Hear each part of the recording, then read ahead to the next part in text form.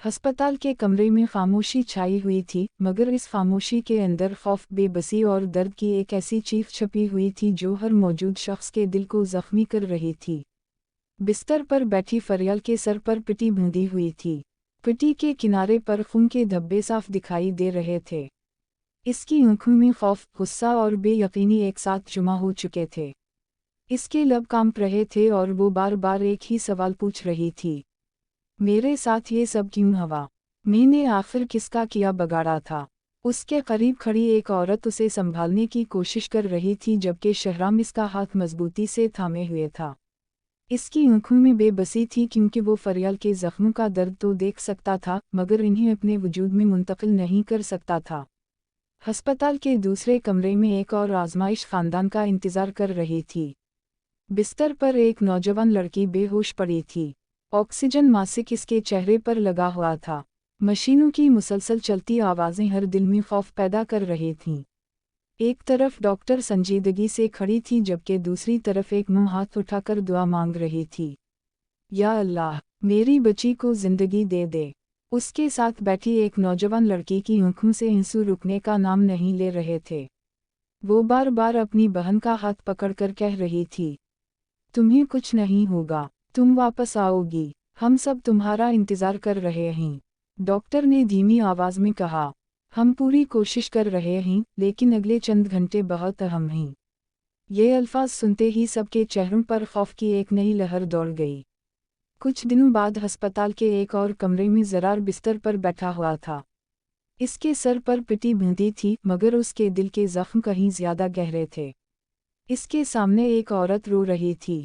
इसने कांपते हाथों से ज़रार के हाथ थाम लिए। मुझे माफ़ कर दो, मैंने तुम्हें बहुत तकलीफ दी। ज़रार की आंखें नम थीं।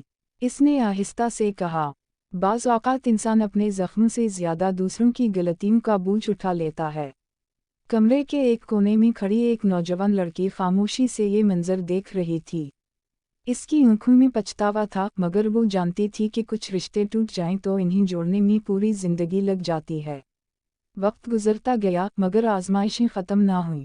अस्पताल के बाहर एक औरत अपनी बाहों में नौमौलूद बच्चा लिए खड़ी थी।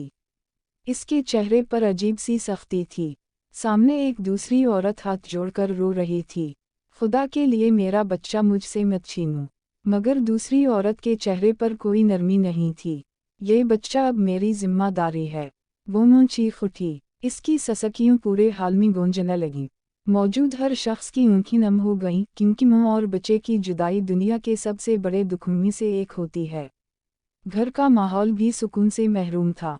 एक दिन नाश्ते की मेज़ पर सब बैठे थे कि अचानक एक नौजवान लड़की लड़खड़ाती हुई आई। इसके चेहरे की जर्दी और आंखों की बेनूरी इसके अंदर के तूफान की गवाही दे रही थी। मुझे तुम सब से एक बात करनी है। शहराम ने परेशानी से उसकी तरफ देखा। किया हवा? उसकी आवाज़ कांप रही थी। मैं मज़ीद ये सब बर्दाश्त नहीं कर सकती। ये सुनकर कमरे में खामोशी छा गई। इधर एक और घर में तूफान बरपा था। एक उम्र रसीदा औरत गुस्से से कांप रही थी। इसके सामने एक नौजवान लड़की आंसुओं के साथ हाथ जोड़े खड़ी थी। मुझे मुआफ़ कर दें। मगर जवाब में सिर्फ तल्ख़ अल्फाज मिले। तुमने इस ख़ानदान की इज्जत फाक में मिला दी। उसी दौरान दो नौजवान लड़कियां मोबाइल फ़ोन की स्क्रीन पर कुछ देख रही थीं। उनके चेहरों पर हैरत और खौफ वाज़ेह था। ये कैसे हो सकता है? कमरे में मौजूद हर शख्स समझ गया कि कोई नया राज सामने आ चुका है। एक और मंजर में फरियाल बुरी तरह रो रही थी। उसके करीब खड़ी औरत उसे दिलासा देने की कोशिश कर रही थी, मगर उसके आंसू रुकने का नाम नहीं ले रहे थे। शहराम गुस्से से भरा हुआ था। जिसने भी ये सब किया है, इसे उसकी कीमत अदा करनी होगी। इसके अल्फाज में इंतकाम की आग साफ महसूस हो रही थी।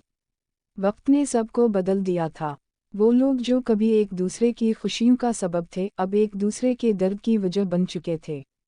किसी की आंखों में पछतावा था, किसी के दिल में नफरत, किसी के लबों पर दुआ और किसी की रूह में इंतकाम। मगर इन सब के दरमियान एक चीज़ मुश्तरक थी, मोहब्बत। वो मोहब्बत जो कभी ताकत बन जाती है, कभी कमज़ोरी। वो मोहब्बत जो इंसान को जीने का हौसला देती है, और कभी उसी मोहब्बत की खातिर इंसान टूटकर बिखर जाता है। फरियाल ने खिड़की से बाहर देखते हुए धीमी आवाज़ में कहा, किया हमारे नसीब में कभी सुकून भी लिखा है? شہرام نے اس کی طرف دیکھا۔ جب تک ہم ایک